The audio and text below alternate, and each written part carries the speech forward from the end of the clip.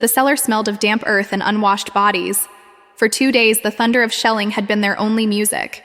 Anya clutched her son, Marco, his small body trembling with every impact. "Is the monster coming?" he whispered. "No, my love," she lied, her voice a strained thread.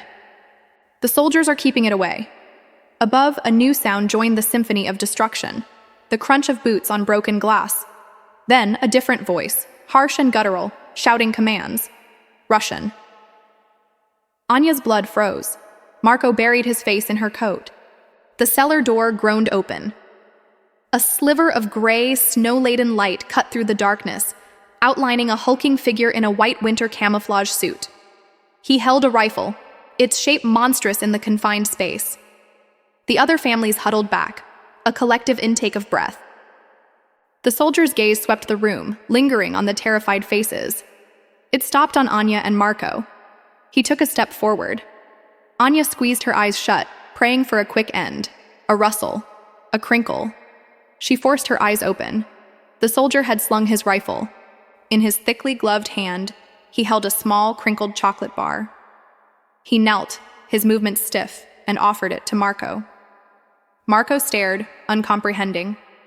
The soldier's face was young under the grime and fur-lined hood, exhausted. He pushed the chocolate closer. Slowly, Anna nudged Marco. He reached out a tiny, grubby hand and took it.